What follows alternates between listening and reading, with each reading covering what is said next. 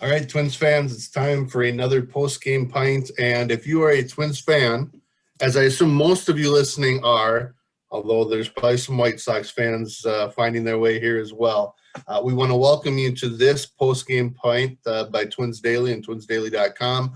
My name is Seth Stoes of Twins Daily, and we are going to talk about yet another Twins loss, this one at the hands of our favorite team to lose to, that being the Chicago White Sox. So, real quickly, as we get started, you'll notice at the bottom of your screen there's a Q&A where you can leave some questions there. There is a chat area where you can not only leave your questions or comments about the game, and we'll try to get to as many of those as we can, but our discussion or our obscure thought of the night is rivalries. I figured with the Twins White Sox, and we've always been kind of talking a lot about the rivalry between those two teams. Minnesota and Cleveland, Chicago and Cleveland, the three teams all within a game and a half here coming into the game. Let's talk some rivalries. So in the chat room, throw some of your favorite rivalries in history or on TV or movies or whatever it happens to be. With that, I want to introduce our guests. It seems like every time I'm on here, I'm joined by Matthew Taylor of Twins Daily. He writes for us quite frequently. And I think, Rena, you're on here pretty much every time I've been on here as well. Thank you to both. Yeah. Mm-hmm. So I apologize for that. I don't know if it's just bad timing on your part or you signed up for the wrong days or what. But real quickly, we're also joined by Casey Boguslaw. He is a White Sox writer for Future Sox, and we welcome him. We'll start with Casey just to be nice. Let's start with you and just give us a 30-second rundown of tell us about yourself, your fandom, and a little bit of what you write about. Yeah, I'm Casey Boguslaw. I write right now at FutureSox.com, which is mostly focused on the prospect side of the White Sox organization. Obviously, it's been a fun ride. I just started this season, which is kind of the end of the rebuilding of what this team has gone through, but obviously still a ton of pay attention to, a ton to still be excited about from the White Sox standpoint. I've written in a couple different websites in the last couple of years, and I've been a White Sox fan my entire life. I live in the Chicagoland area, and really excited to have exciting White Sox baseball. It's been a long road here with the rebuild, but it's really exciting to finally see some awesome production, and obviously they're playing incredibly well right now, and I'm very excited to be watching in the 2020 season. So at least one of the four of us will have a positive spin on tonight's game, at least depending on your perspective. So Casey, thank you again for joining. I thought it'd be kind of fun to get your perspective as a White Sox fan, but also with this team that I think a lot of Twins fans may have underestimated coming into the season, just because the Twins have been in a rebuild for a long time, and it took a while for it to happen, whereas a lot of these guys started last year and worked their way up. So the first thing we like to do, Casey, we'll let you start. Our post-game pint of the night. Do you have anything, or is it too late and you got to work in the morning? I still had to do it because, little victory beer. I got a Sierra Nevada hazy little IPA. Perfect. Sounds terrific. Mr. Taylor, how about yourself? Evening. So I am drinking a beer that is probably appropriate if you're a Twins fan tonight, and it is a Hell Lager from Surly Brewing. So thought that would be appropriate given how the game went tonight. Yeah, that wasn't exactly pretty. How about you, Rena? Yeah, so not much to celebrate about. So I have a giant hydro flask of water. Really exciting stuff over here. And as per usual, I've got my Diet Dr. Pepper, and I do have to work in, about less than 9 hours. So we'll start with that. Let's, again, I'm going to go simply by how you guys are lined up on my page here. Matt Taylor, what was your thought of the evening? What was your take of the game? Gosh, I don't even know where to start. I'll pick one thing and figure the rest of it will get picked up by the others, because there's quite a bit to go over. So I will go with the struggling offense, which I feel like I talk about every time that I'm on here, and starts at the top of the lineup with the top four batters: Max Kepler, Jorge Polanco, Nelson Cruz, Eddie Rosario. Went a combined 0 for 16 tonight with a combined 8 strikeouts. So not what you want from your top four hitters. You're not going to win hardly any games if the top 4 of your lineup does that. And the other reason why I want to bring it up is just a big narrative and reason that Twins fans are giving for staying, patient, or talks about maybe what's going wrong with the season, is that there's injuries and players are out, and there's no Buxton and there's no Donaldson, and the depth hitters aren't performing and things like that. But then when you see the top 4 batters of your lineup with Kepler, Polanco, Cruz, and Rosario do that, it just represents that it's more than just injuries this season. There are players that really just aren't performing to the levels that you expected them to perform, that you hope that they would perform, and that you'd need them to perform. Obviously, Nelson Cruz is not at the same level as the other 3. He's been outstanding all season, but Max Kepler's OPS is down below 750. Jorge Polanco's is at 676, and Eddie Rosario, who talked a lot about OPS this offseason, was up to an 800 OPS at the beginning of the season. His OPS is down to 736, and his batting average is down to 232. So just a lot of struggling bats, but I think those are the 4 guys that I focus on, because those are the constant guys who have been healthy, who have been in the lineup day to day, and you just haven't seen them perform, obviously leaving Nelson Cruz out of that. Very good. We'll kind of dig deeper into these, but Rena, what's your take from the game, or did Matt take a few of them? No, so my biggest takeaway of the game is that I actually think the White Sox had a very bad night. Their top 2 hitters didn't hit. They left, I think it was 10 men on base, and they made 3 errors, which, helped us score 3 runs. And it seemed like, even though they've got guys like Luis Robert, who did have a good night tonight, the majority of guys who we're seeing these home runs and these hits from didn't. So could you imagine if everything had actually clicked for them tonight? Had they not made the errors, had, their top 2 hitters actually hit, I mean, it would have been a complete washout.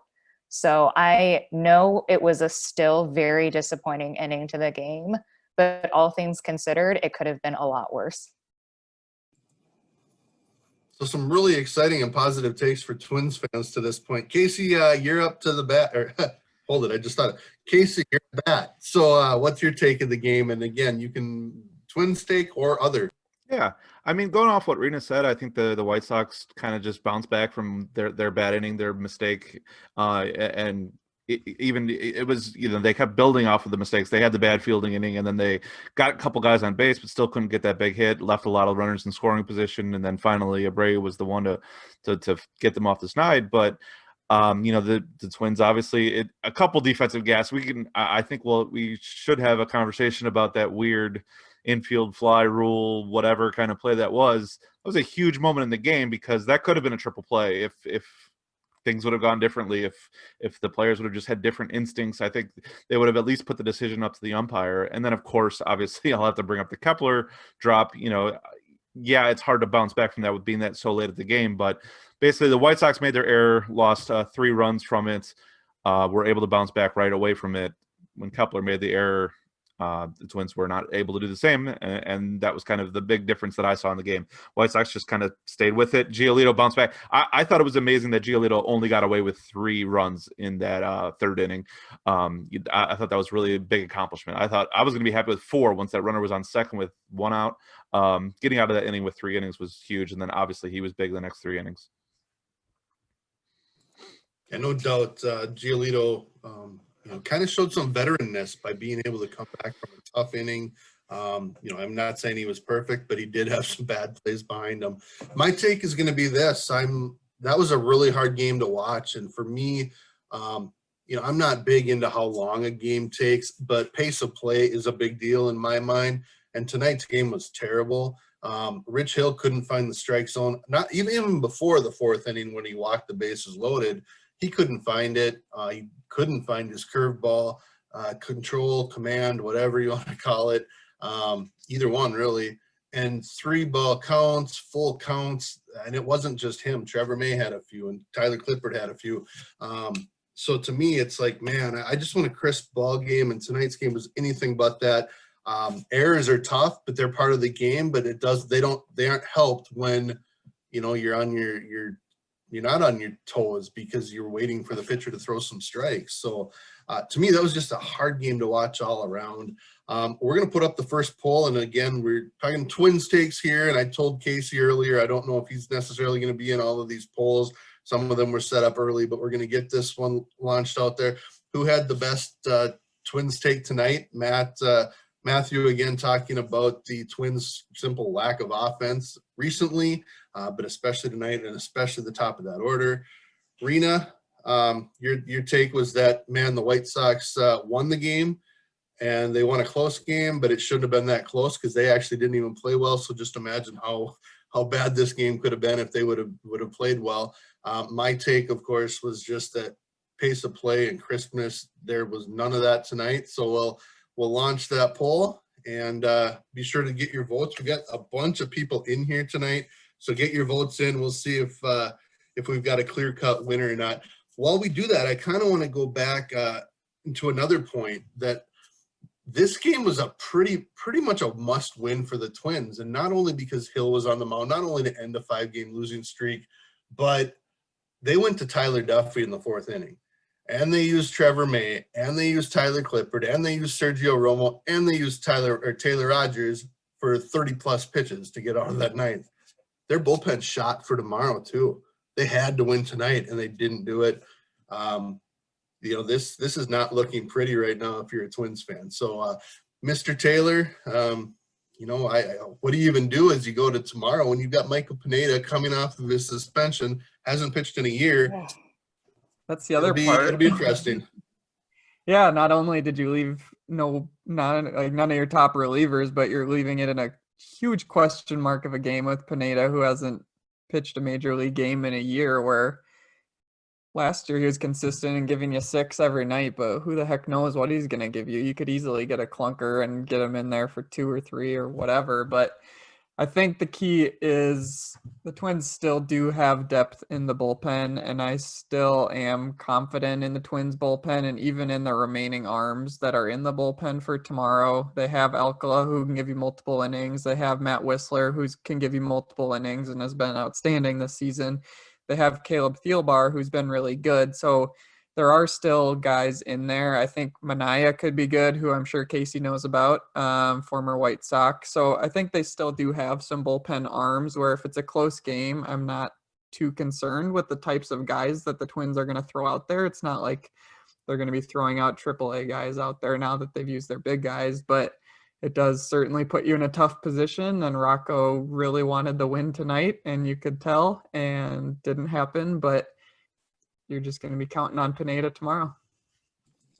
Yeah, and Rena, we'll get to you here in a second. I want to encourage those. I think 4 of you out there haven't voted yet, and it's too close to call at this point still. So who had the best take of the 3? Rena, in the chat room, we've got a question in here from Michael that says, how long before people finally start laying some blame at the feet of Baldelli? He mishandles the pitching staff, both starters and bullpen, and doesn't seem to have the drive to push these players when the entire team is in a funk. One thing that's come up in some of these discussions is the Twins just play so lethargic. And I mean, we saw that kind of with the Kepler play. It was so routine, he ended up dropping it. Not only does he catch it 99 out of 100, he catches that 999 out of 1,000 times. Tonight he didn't. And it's just a bad look. Even though those types of things happen. But I want your thoughts on Baldelli in the sense of, bullpen management, the intensity of these games. Does he need to do anything different?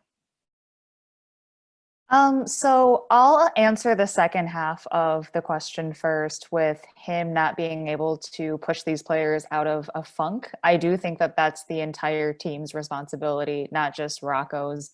I mean, if you're running a marathon, you want the whole team and everyone around you to share that energy with you. You don't need just one person yelling by your ear telling you to go faster. I don't know, obviously, what Rocco was saying behind the scenes in the clubhouse to the players, how he's communicating with them. But with all things considered and the fact that he's been here for a year, I can't imagine that he's necessarily doing anything that hurts them. I guess that's something that they'll have to figure out internally, whether his communication is good or not. But as far as the bullpen and starting pitching management. I do have some questions about some of the choices he's made throughout the season, not just tonight. Tonight, I definitely would have put in some of actually the bullpen guys about a batter before he actually put them in. I would have taken Rich Hill out a batter before. Same with Duffy and kind of everyone down the line up until Romo, which I thought was a little bit baffling. And, just some of the things that happened earlier in the season where he'd take Randy Dobnak out a little bit earlier than I think fans would hope, or he'd keep someone in a little bit longer. I don't have one overlying answer to how he should change his management, but these are things that I think he needs to think about a little bit more. And I think there was another question about finding the click where everything just kind of happens and works. And maybe he thinks and relies on that a little bit more than what is statistically shown. All right, continuing that theme, I do have the screen share here of the Twins daily game recap, which of course shows that the Twins were drop kicked by the White Sox tonight, 8-5. But the bullpen usage, which you can find every day in these reports, I mean, as you can see, Tyler Duffy, 29 pitches, Trevor May, 25, Tyler Clippard, 23, Taylor Rogers, 33. Sergio Romo only needed 10. There's plenty of green there, guys that didn't pitch and haven't pitched for a few days, so they're okay. But again, those are their top options. So the other thing I'm going to do here is the winner of the first poll question is Rena. She got 9 of the, let's see, it'd be 17 votes. So congratulations. That is question number 1. Casey, let's get to you here for another question. It's kind of to your team and this season.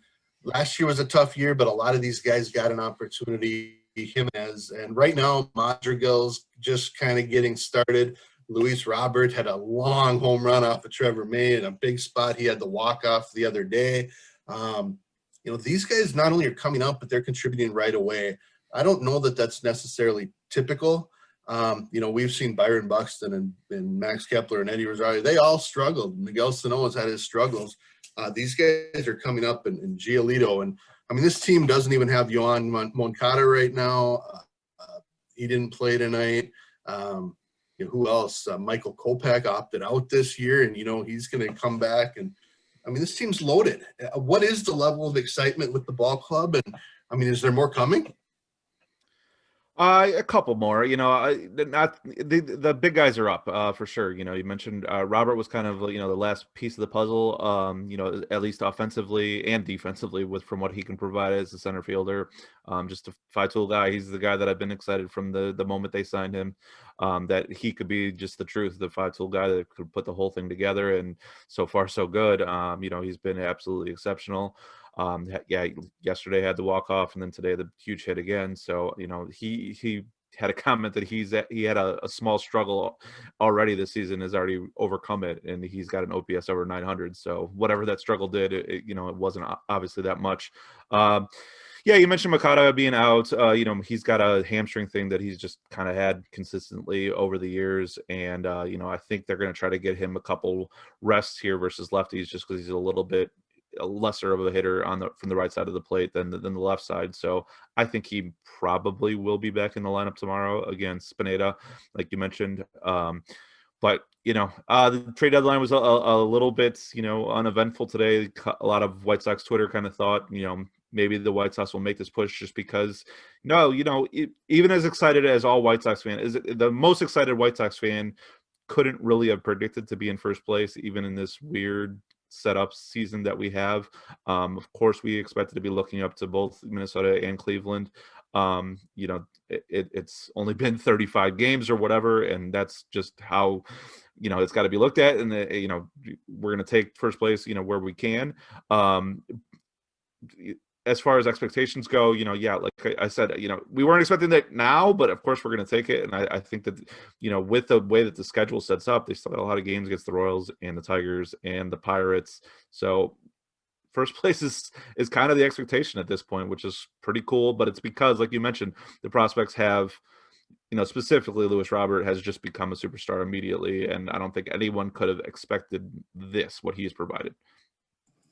Again, we've got a few questions in the Q&A. If you have specific questions for Casey, be sure to ask those as well. Otherwise, a lot of these questions are Twins related, and we'll get his thoughts on the Twins from his perspective. But our next question, and we're going to start with Rena on this one, in part because it's her turn, in part because I know how Matthew Taylor is going to answer this question.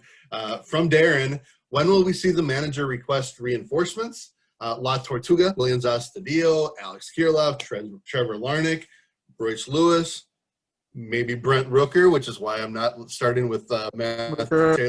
And trust me, I am on the Rooker bandwagon to get him called up right now as quick as possible. Rena, is it time to do that? Is it time to panic? Or as the Twins are saying, maybe Josh Donaldson's back tomorrow. Maybe Byron Buxton's back tomorrow. Pineda's back tomorrow. Odo's coming back soon. I mean, what's the answer? Do they have to, at this point, do they have to force something to happen? Yeah, I am on the highest mountain in this universe, screaming at the top of my lungs that we need to call up Brent Rooker. Even if Buxton comes back tomorrow, let's say, we're not going to play him every single day. It's just not feasible with his injury history and kind of what's been going on this year. And we need that righty outfield help. I mean, the fact that we didn't trade for anybody kind of proves that we think we've got the prospects that can fill in that gap. And given his age, I think he's coming up on 26, I would really, really hate for him to go down the trajectory of like a Mike Yastrzemski out in San Francisco, where he's 30 and he's having, an insanely good season, but more than likely he's only going to have a couple of years in the majors. And I don't know if San Francisco will compete in the meantime. I would love to see him kind of come into the Twins and have the Bo Bichette effect, where the rest of the roster pretty much stays the same, but the entire team just gets invigorated by one guy's presence. So please call him up, please, yesterday. And I'm going to go to Matt next, but my thought is I think Josh Donaldson can do the same. I really do. And like Buxton, he can't just come in most likely and play every day. They're going to be patient with him. They're going to be cautious with him. The last thing they want is for the Aaron Judge situation where they bring him in after missing 4 or 5 weeks. He plays 4 innings and hurts the calf again, and they have to take him off. Matthew, besides just more Brent Rooker love, what else you got? I guess the bigger question is, do they have to make a move? Do they have to force something right now? Yeah, I think they do. And I don't think that it's a rash decision. I think that you have a larger sample size than just 30 games. You have a year and a half of sample size of just the outfield and the platoon splits, and just knowing that you need that right-handed power, or not power bat, just a right-handed bat in general that's going to hit lefties. And I think a couple things come into play why I don't think that it's a rash decision. One is the 28-man rosters. Just the fact that you have expanded rosters, you have the flexibility to be able to bring up a guy who's going to hit against lefties. When you have 28-man rosters, there's just no reason to have a bench of Adrianza and Vargas and your backup catcher. It's ridiculous that a team as loaded as the Twins would put themselves in a situation just to have that type of bench that doesn't hit left-handed hitting, and it just doesn't make any sense to me why he's not up already. I know that there's a 28-man roster, or 28-man roster, a 40-man roster crunch, and that calling up Brent Rooker means moving somebody off of the 40-man or making a move that way. But I think there's a way that you can work yourself around that. They can make it work. There's things to do. They're going to have to also make a move with Pineda. So it'll be interesting to see what they do, but they can make it work if they want to make it work. And also on the 28-man, I mean, you showed the bullpen spreadsheet. There was all that green there of all these bullpen guys that go 5 or 6 days without getting used. I just think they can use the 28-man roster a little bit better than the way that they have been using it. And just the one other thing I'll say is that I don't think it would be ridiculous to swap in both Rooker and Kirilloff or Larnach for Cave and Wade. Bring up 2 new guys, fresh blood, and see what you can do. I guess you might have to wait till Buxton comes back to do that, because then you'll be stuck without much center field help other than Kepler, but don't think that's a bad move to make either. Casey, as you can see, we are not very good at short answers on this show, so I'm going to let you give the White Sox perspective on the Twins organization, or really even just the White Sox fan, your perspective on not only the Twins right now, the moves they made in the offseason, but you're a prospect guy. What are your thoughts as a White Sox fan about this? Royce Lewis, Alex Kirilloff, Trevor Larnach, Joan Duran, Jordan Balazovic. We're pretty excited about a lot of those guys, even if they're play this year. Is that a national thought in your opinion, and is that something that White Sox fans, or at least you as someone who is following the minor leagues into their success? Yeah, I think so. We're just hoping kind of ours hit before yours, and we can have a little bit of a window before, your window reopens again, especially because, last year, I think what it is, personally, I didn't really see coming, for your team's success. I didn't think they would be as good. I didn't think they would hit, 10,000 home runs last year and take the division by storm. I thought it was still Cleveland's division, and, part of, kind of speculating what the White Sox path would be was that, Cleveland would, after they had their World Series run, they were going to hit a dip and it was going to be the White Sox time. And then the Twins kind of just, butted their way in and just kind of, took over last year. And looking at, again, like I said, going into the season, I didn't really think the White Sox would be ahead of the Twins, but I thought 2021 would definitely be the White Sox year for at least a little while before the Twins, top prospects came up, in the 22 and 2023. But at that point, I was hoping just, the White Sox path would be a little bit, kind of like the Astros, where they had enough guys that were growing and still a little bit behind them to have, a 5-year run where at least they're in competition.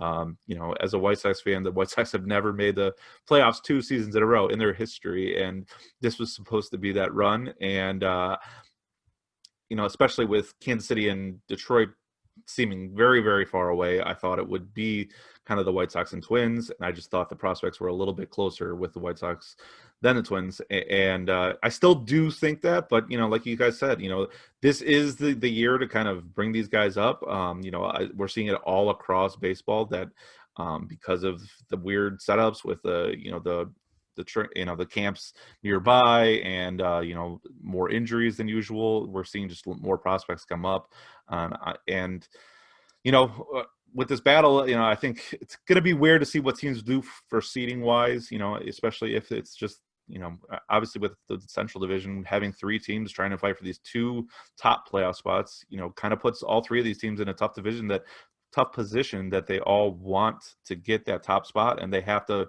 fight more than, like, say, the Athletics do, who really don't have much competition and know they're going to, at least at this point, it looks like they're going to kind of just, walk into a division win, at worst get second in the division. So, Casey, I'm going to start with you. Yeah. I'm going to start with you on this question, and you can give the White Sox perspective. Obviously, Matt and Rena and I will give our Twins player of the game. For you, who is the White Sox player of the game? Like I said, an ugly game. I think both sides would agree with that. Who gets your player of the game for the White Sox? I almost feel like I have to give Nomar Mazara an apology because I was ripping on him before that last at bat, and that he kind of just gave the White Sox a little bit of breathing room. Colome is always an adventure in the 9th inning, and to have a 1-run lead blow into a 3-run lead when Mazara got that big hit off of a lefty, when Grandal and Makata were sitting on the bench, I still think it was the wrong move by Renteria, but it paid off. He basically, laughed in my face and made me look like an idiot, ripping on Renteria and him on Twitter. So I'll give it to Mazara for that big 9th inning hit. And I agree. You know what? Taylor Rogers threw he had the fastball working tonight, and he did throw Mazara some good sliders that he was just able to just get enough of to foul off until he got a pitch that he could actually do something with, and he did. I mean, you got to give the guy credit. That was huge. Let's go to Matt Taylor on this one first. Your MVP of the Twins in this awful game. It's got to be Miguel Sano again. He is just ridiculous at the plate. He is on fire. He is seeing a beach ball every time that the balls are coming in, and he is just crushing everything right now. Miguel Sano is just an outstanding baseball player. He's really good. He's raised his batting average over 100 points in the last 3 weeks. He is up to over a 900 OPS right now, and he has something like 10 extra base hits in the last 11 games. He is just unbelievable, and I don't know where the Twins would be without him, because he and Nelson Cruz are carrying this offense right now. And with his patience at the plate, with his power at the plate, with now he can suddenly hit outside baseball or outside pitches for power to the opposite field or to center field. His home run tonight was just ridiculous, and he's the player of the game. It's going to be hard to argue with that, but Rena, do you have another choice that you think makes some sense? Yeah, I do, and I'm kind of glad Matthew Taylor didn't steal it from me. No, so my pick is actually Sergio Romo, because he actually came into the game during a pretty crucial time. I mean, 8th inning, tied game, facing a pretty critical part of the order, and he got 3 outs and 10 pitches. I mean, what more could you ask for? It was by far the best pitching we've seen all night, and he didn't work anyone, to my memory, up to a 3 anything count with 1,000 foul balls and walks along the way. So Sergio Romo all the way. Had to let you get Sergio. Thank you. I was definitely considering that. And as you know, I've got to, make sure to keep John Bonus happy with me, keep the Twins Geek happy, because he's all about WPA, which I like for individual games. It does nothing for me over a season or anything like that, because it can change so much in one game. But if you go by that, Miguel Sano was .163. Sergio was .114. The highest on the team was actually Tyler Duffy at .196. He obviously came into a tough situation. But my choice is actually going to be Jake Cave. He's been terrible since the White Sox series that opened the season. He had the grand slam. He had a big, I think, 2-run single in the first game that kind of opened it up off of Giolito early in the game. But he hasn't done anything since then until tonight. So maybe he just is really good against the White Sox and hasn't really done anything in between. Now, WPA had him only at .088, but he did give them a lead. And, as we've been talking, and I've been tweeting too much lately about how if the Twins are down by 1 run in the 5th inning and there's 12 outs to go, you wonder if they can even get that additional run. He gave them a lead mid to late innings, and I think that at least deserves to be recognized. As we've talked about, in my opinion, he and Wade are very redundant to each other on the bench, and they're very redundant to Kepler and Rosario, who obviously need to play most of the time, which again goes back to needing a right-handed bat. But for this game, I think Jake Cave deserves that notice. So we're going to launch that poll. And again, I apologize. These were set up previously, but Matthew's player of the game was Miguel Sano. Rena had Sergio Romo. I ended up going with Jake Cave. So we give you just a few minutes here to make your votes on the game. And while we do that, I'm going to go back to Matthew Taylor. We do have a question in the chat room about James Rousen. And he was stolen by the Marlins here, and Derek Jeter got a great job with them. Edgar Varela is kind of taking his spot. And what are your thoughts? Do we make too much out of who the hitting coach is or who the hitting coach was? Ultimately it comes down to what the players do. But do you think that's a bigger take than we think? Again, thank you, Chad, for the question. And we do have open Q&A, so feel free to send any questions you've got here as we continue.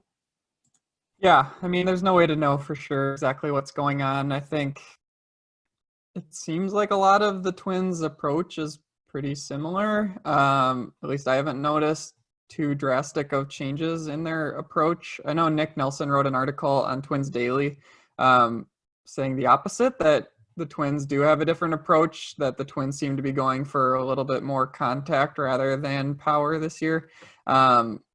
I guess I would have to dig into that a little bit more, but I have a hard time believing that in just a season you'd change your whole approach at the plate that Rousen gave the Twins, that still having Rudy Hernandez, who was the hitting coach last season, worked with a lot of the players, having Edgar Varela, who worked with a lot of the young guys all the way through the minor leagues that they would suddenly all change their approach just because Rosen left. So can we know for sure exactly that that's not having an impact? I don't know, but I would lean towards let's not make too big of a deal about 30 games and a hitting coach having too big of an impact there. And that's something I've been struggling with. Is as frustrating as tonight's been, it's frustrating. The Twins 6 days ago or 6 games ago, they were 20-10, which is a 108 win pace. And again, I feel they did a great job in the offseason addressing talent and getting Donaldson, adding Hill, all these different things that I feel are good over a 162 game season. But I'm fighting between being really frustrated with a 6-game losing streak, which is a bad week, versus it's a short season and that's just the reality. So I don't know, Rena, how do you deal with that in your mind? Because it can be very frustrating. Yeah, it's tough because we haven't seen a 6-game losing streak since 2018. And that was not a great team, missed the playoffs, wasn't even close in the division. But at the same time, that's just the reality of where we are this year. And I think it's important to keep in mind too, what else is going on around baseball. The Yankees also came off of a 7-game losing streak and they lost again tonight in a pretty big blowout for most of the game against Tampa. And everyone thought they would win the division and kind of did it with the Astros. They were pretty bad in the beginning of the season. So it's the reality of where we are in 2020. But at the same time, maybe don't read into it the same way you would with a whole season. I'm kind of with you, Seth. I'm 50-50.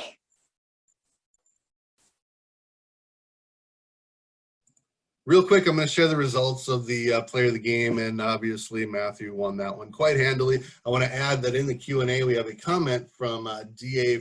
Freiberg, however you want to pronounce that. I apologize for that. Something positive I took is that Miguel is starting to look more and more comfortable defensively at first base, and I totally agree with that. So, again, I got dominated in a poll, which, again, surprises nobody, I'm sure, who's watched me in any of these episodes. Casey, I want your thoughts on the short season and maybe for teams like the White Sox. And again, I don't mean this disparagingly at all, but a 162 game season is different than a 60 game season. And really all you need to be, there's been teams that have lost 90 or 100 games that have been really good for a 60 game stretch somewhere in that season. I'm not saying the White Sox are that, but what is your perspective on this 60-game season relative to the 162-game season, and how do you think it affects or has affected the White Sox to this point? It's not only that, it's that there's expanded playoff field as well. So I think it just kind of, influences what all of these teams are doing. We kind of saw it with the trade deadline today that, the American League playoff setup is pretty much done for the most part. The 8 teams look to be, they're all above 75%, at least the last time I looked. And Toronto was the 8th place team, and they're the ones that made a bunch of moves. Nobody else in the AL really did much today because there's just all the teams are just fighting for seeding. It'll be interesting what they do as far as, trying to get to the 1 seed, like I mentioned before. But, with a 3-game series to start off, even with the 1 versus 8, that's just not a huge advantage. So I'm wondering if, both of our teams, the White Sox and Twins, both were very, very quiet today because I think there are multiple reasons why teams probably didn't do a lot today in the White Sox and Twins position. Some of it is obviously the monetary stuff, but, the fact that it's going to be more of a crapshoot than ever in these 3-game series in a, possibly a bubble, but, I think, in a neutral site without even, having that home crowd behind them, it's going to be, I think we're going to see some surprises. There's going to be a team that goes on a run really quick, from the bottom, it could be the Blue Jays after they added these kind of lottery ticket starting pitcher guys that they picked up today because, baseball's always very unpredictable in the postseason, but it's going to be more so than ever. So it's going to be hard to really kind of. I agree with what you guys are saying. It's a bad week. White Sox have had a good 2 weeks. It's going to be interesting how teams will kind of take what happened in the 60-game stretch and the playoffs that happened, and how they're going to what narrative they're going to take into the offseason, especially in a very weird offseason. I think that it's not going to have a lot of money spending. So it's all weird. I don't think it's necessarily asterisk weird, but it's definitely all weird. So I'm going to do a tiebreaker poll before we conclude, and that's between Matt and Rena real quick. But I do want to ask just a few more questions that have come in, starting with one from David Colby, who asks, Casey, can Casey please compare the Young Sox to different Chicago pizzas? All right. So I'm not really a huge deep dish guy, so we'll give except I love all the prospects. That's the problem here. Maybe I'll give deep dish pizza to Nick Madrigal. He's not necessarily to everyone's taste, but there are a lot of people on White Sox Twitter that very, very much love him. And I'll go like the thin crust pan style to Luis Robert, because you really can't go wrong. There's so many different tools with a thin crust pizza. I'll make that comparison in this very, very off the cuff, out of nowhere random question that I got forced with, but hopefully I did well enough for your liking to the whoever asked that. No, that's a great answer, because I would have no idea where to even start with that one. So, okay, so the question for our tiebreaker that I'm going to go with, and I know that we've all kind of talked a little bit about it today, but the question is really going to be about the trade deadline, and specifically the AL Central. And I'm going to try to get, if you guys can keep it to about a minute and a half, that'd be great. And we're going to start with Matt. Your thoughts on not only what the Twins did, what the White Sox did, what Cleveland did. Not too worried. I think, Casey, correct me if I'm wrong, but the White Sox only move this week has been the acquisition of Gerard Dyson, right? Yep. Okay. Yep, just pinch runner, whatever. Yeah. So essentially nothing, kind of like the Twins. And Cleveland, what they did was they added Austin Hedges and probably two other potential starters to their team and their lineup from Mike Clevenger, who's obviously very good, but he's just basically going to be replaced in there. I'm going to stop answering this because the tiebreaker is really up to Matt and Rena. So Matt, let's let you start this one. So trade deadline, I'm going to take it more from just the Twins perspective and just talk about, so the Twins obviously didn't make any moves. There were rumors, interest in Lance Lynn, potential interest in Dylan Bundy. Some talks about Starling Marte even came up. At the end of the day, the Twins didn't do anything, and I think that was ultimately the correct move. I think right-handed bat, Twins have Brent Rooker down in the minors. If they need other impact bats, they have players down in the minors.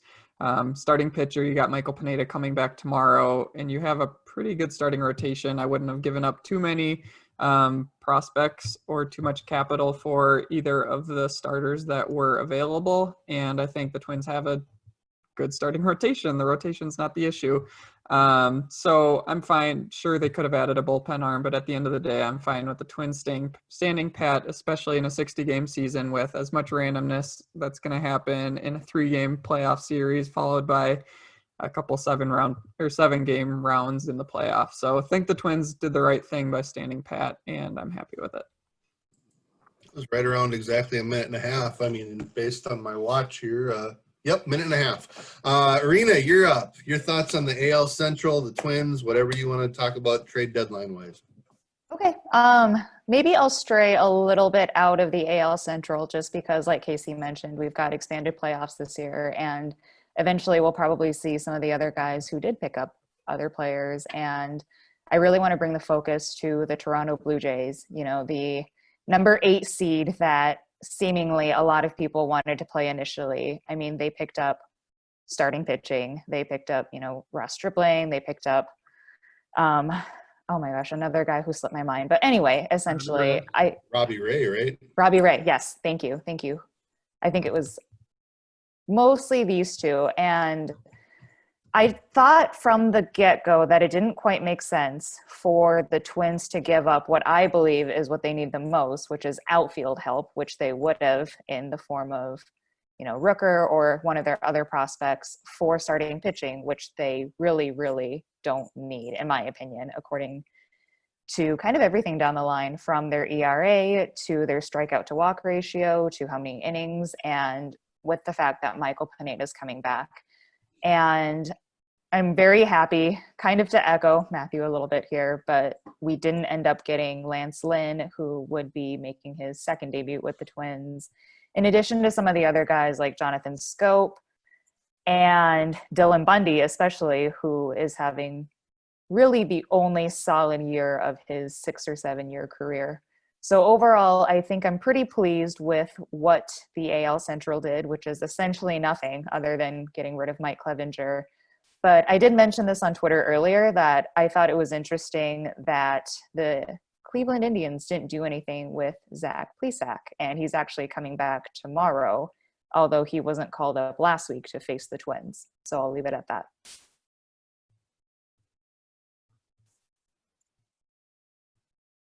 I'm going to hit unmute first, and then I'm going to launch the final poll, and I'm going to ask that you not vote for me. I am going to give my thoughts on the trade deadline real quick, but we want the tiebreaker between Matt and Arena. So go ahead and vote for who had the better take on the trade deadline. My thought is this. I agree with a lot of what Matt said, as far as I don't think the Twins had to do anything for a lot of those reasons. The randomness, you don't want to give up a top prospect, especially for a guy, that's going to be a free agent in a month. You get a starter and potentially you got 4 starts from him. That's not to say the Twins are in a great place right now, again, with the short season, but I agree with Derek Felby and his comments that he's really said ever since he became GM or president of baseball operations, or whatever his title is, chief baseball officer. And that's not only to win, but to win for a long period of time, to be able to sustain it. And you need to be able to do that. And they've proven already that, when they traded Brusdar Graterol this offseason to get Kenta Maeda, they're not afraid to trade the prospects. They're just not going to do it in a deal that makes no sense. So I have no problem with that. I also believe that this does signify, and they said it basically, that Buxton and Donaldson will be back very soon, including, and could be tomorrow against Dallas Keuchel, with a lefty on the mound and the Twins' struggles with lefties.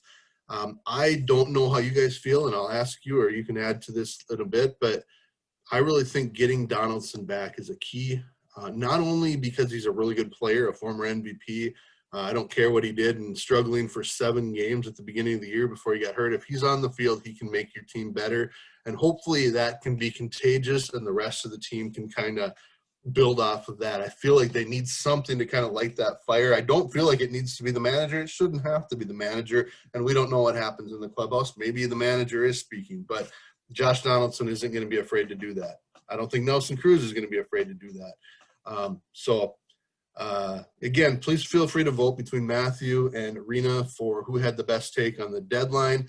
Casey, you want to add your thoughts on the deadline? Again, the White Sox did about as much as the Twins did.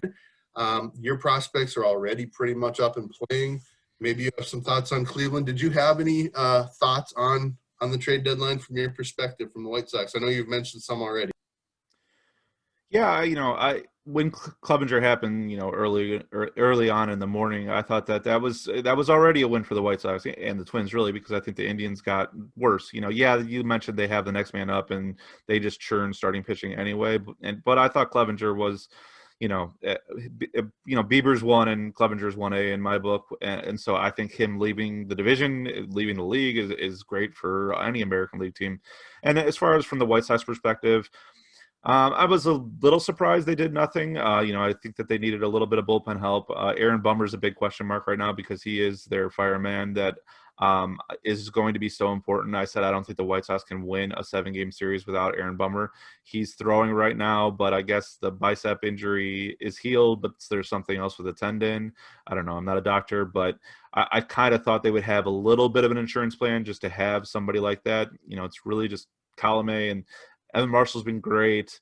He's the one who didn't pitch today. And you guys saw Matt Foster, who's just kind of been this diamond in the rough, who's just popped out of nowhere. He's been incredible, and they just kind of keep on increasing his leverage. So starting pitching was the big thing that White Sox Twitter was going after, and I'm okay with what they're doing just because, I believe in Dylan Cease, and I think Dane Dunning has been awesome in his 2 appearances so far. So if that can continue, obviously Giolito and Keuchel at the front of the rotation is at least enough to give them a good chance in any playoff series. Very good. And again, I've hit unmute or not unmuted 3 times now. So that tells me we need to be pretty close to done. I'm going to share the results. And our post-game poobah of the evening is Rena, as she's taken 2 out of 3. Congratulations. You get to claim that prize of, really pride. That's about it. But congratulations to you on that tonight. And so I've got 4 questions that have come up either in the chat room or on the they came to me. So we're going to do those 4 questions.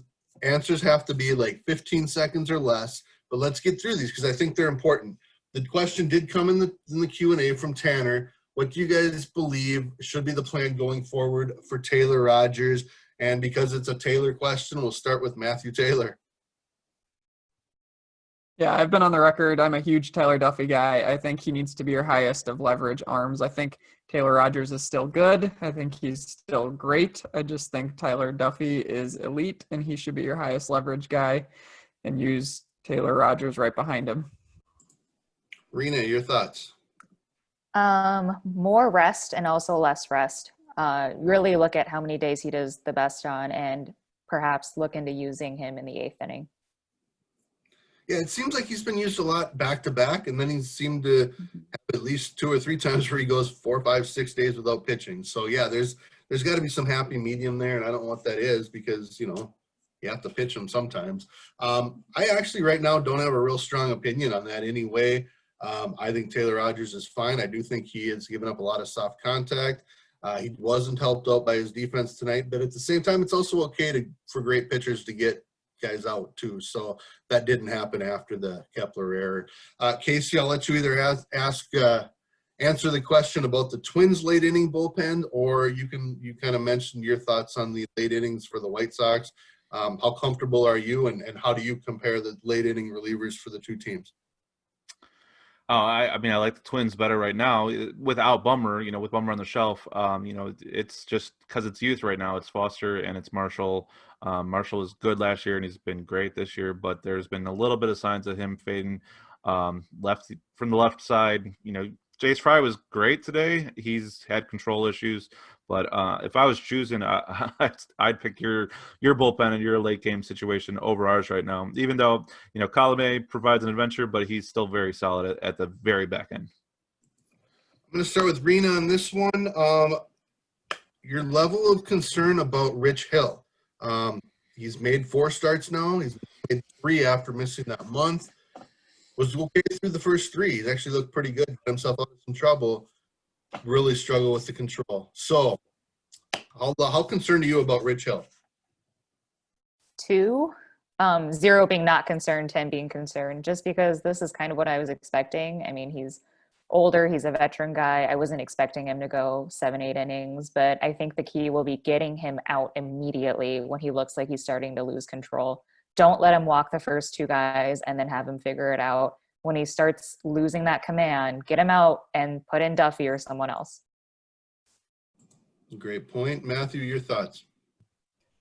It's a good question. I would say I'm more of a 6 or a 7. I think just the fact that he's 40 years old, the fact that he's coming off of an elbow injury. I think I came into the season with about a 4 or a 5 worry. So the fact that he's already had an injury, the fact that he's had a couple of rough starts. He had a really bad start, then he had a start that looked like it was going to go really bad and he rebounded, and then he had a start that looked okay and then it got bad quickly. So I think you'd like to see him throw a start that would make you feel comfortable, and just the nature of the season, he's got about 4 or 5 more starts to show us something. So there's not a lot of runway there to ease any worry that there is. So, yeah, I'm right at that 5 as well. And if he wouldn't have had his first start where he threw for like 5 shutout innings and looked absolutely fantastic, I'd probably be more concerned. He did have the shoulder back issue thing a little bit too there. And he's looked really good even since he's been back for some time. So I think these last 4 starts, I think you give them to him. You let him make those starts. You he could be that good. He could be a difference maker in the playoffs. He's done it before. So you give him that opportunity, but it's obviously going to start by start become more important that he, is good through 5 or at some point is able to go 6. He doesn't have to go 7 or 8 or 9. The Twins have a bullpen. They got 28-man rosters. I just want to see him get through 5 or 6 and not have that breakdown inning. And I think that's where we're at there. Casey, I want to ask you if we should be more concerned about a Rich Hill type and how that, or maybe how, from your perspective, which of the 3 of us wins that question? I actually really liked what Rena said. You just got to be very aggressive with pulling him out. And Rena mentioned it earlier on in our show that he was taken out one batter too late, and I think that I replied to one of your tweets, Seth, that I thought he shouldn't have faced Engel because Engel really can only hit lefties. I think that would have put Renteria in a really tough position trying to take out Engel, a much better defensive outfielder. If they would have brought in a righty there, he probably would have gone to Mazzara there and just kind of, it would have been a much tougher decision. So you just got to be aggressive with guys. Obviously, he's not going to give you that much, especially against the White Sox tonight. I thought the White Sox were going to do a lot better against Rich Hill. They are now 11-0 against left-handed starters. They crushed lefties, and they really didn't crush Hill today. Obviously, it was more late game stuff, but I think Rich Hill, obviously, you mentioned he can do it in the playoffs. He can come out of the pen in the playoffs if it comes to that. I would not be too concerned, and I'm still a little fearful, as a White Sox fan, of what Rich Hill can do for you guys. 2 more questions to go, and we'll let everyone get to sleep here. And then we'll follow up just with some final thoughts about the rest of this series. I'm going to I'm going to do this again where Casey, you're going to be the final answer on this one, but we're going to go around. The White Sox have been good. I think they've surprised many. They've got a lot of talent. They're young and a lot of surprising things so far. So through 35, 36 games, who do we think is the White Sox MVP at this point? And again, I'm sure nobody's researched this from a Twins perspective yet. So kind of putting you on the spot, and that's why I'm kind of rambling here because, Rena, you're going to go first as soon as I stop talking, but I'm giving you an extra 5 seconds here to think about it. 4, 3, 2, 1, go. I would say Lucas Giolito because, like Casey mentioned, the White Sox don't have a lot of starting pitching, and they didn't go out and get anyone else. And I think that a lot of that has to do with Giolito's performance thus far this season. Of course, no hitter aside, and aside from that one bad start he had, he's been able to go through the innings. He's been able to get the strikeouts that he needs. And I know that there might be a more obvious hitter that should be their MVP, but I think that an ace starting pitcher is more so what the White Sox need this season. All right, Matt Taylor, try to impress Casey with your knowledge of White Sox players and pitchers. I'm guessing Casey liked my answer because it's Luis Robert. He is an absolute superstar. He walked into the league and became an absolute superstar. He's 23 years old. He is not only producing at the plate by standard numbers with home runs and average and everything like that, but all of the underlying numbers back all of that up. He is top 10 in the majors in hard hit percentage, barrel percentage, average exit velocity, whatever number you want to pick. Luis Robert is there. He provides outstanding defense. He is going to be a superstar in the league for the next 10 seasons, and I'm really jealous that the White Sox get to have him. All right, so it's my turn to try to pretend I know what I'm talking about. Now, I think there's plenty of good choices. You guys both brought up a couple of them. Now, a couple of players are actually, if you would have left Robert there, I probably would have taken him because I think the excitement that he's brought is obviously very key to the whole thing. But, you could go with Tim Anderson, who's proving last year wasn't a fluke. You could go with Eloy Jimenez in his second season when a lot of people wondered if he was the type that might slump a little bit. But I got to go with the old guy, Jose Abreu. I mean, not only does he have the best OPS on the team coming into tonight, a lot of people, and I'm guessing White Sox fans question them bringing him back and giving him the money that he got, being a first baseman, a slugger, all those kind of things. And not only has he come back, he's been really good, and he's carried them during the stretch. I think that they've played their best baseball. So for those reasons, again, a lot of good options. It's kind of like the Twins last year. You couldn't really go wrong. They had so many guys playing well. I might add James McCann to that because he's having a great year when he could have been completely offended as an all-star last year, them going out and getting Grandal. So a lot of things going well. You know, pitching's been fine too, but give me Jose Abreu. And now, Casey, you can tell us your thoughts on this answer, why you believe that, and let us all know which one wins. All right. I sent this to a friend today during the game today that not only do I think this player is the White Sox MVP, I think he's the American League MVP right now. And I'll watch to see if I get some eye rolls, but I do believe Seth is right. I believe it's Jose Abreu. They said during the broadcast, Abreu tied Mike Trout for the RBI lead with that 2 RBI double today. And he has been that player all season long, just the big hit in the most clutch moments. It's Jose Abreu, and he's been playing really good defense at first base, which is kind of his little bit of a bugaboo going into this. I believe he's number 1 in baseball reference WAR right now as well in the American League. So Jose Abreu, Seth, I'm with you. Thank you. That's probably the first time I've ever won anything in any of our polls here, and it wasn't even an official poll, but I'm totally taking that one. So you'll probably be reading about that on Twitter for the next week or so, especially if the Twins continue losing. Last question before we talk about it, and this let's be fairly quick on this. Do the Twins, do the Blue Jays, do the White Sox, Cleveland, whoever, need to worry about the Detroit Tigers finding their way into that 8th spot? And I'm going to start with Casey on this one because we've made you go the first few times.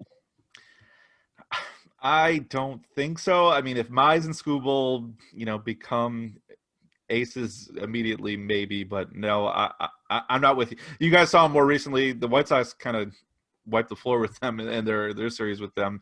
They had much more success against you guys, but I'm not worried about them right now. Let's go with Rena again.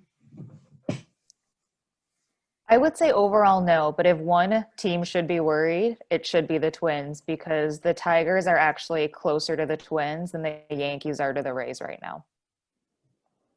Wow, that's really nice. Mr. Taylor.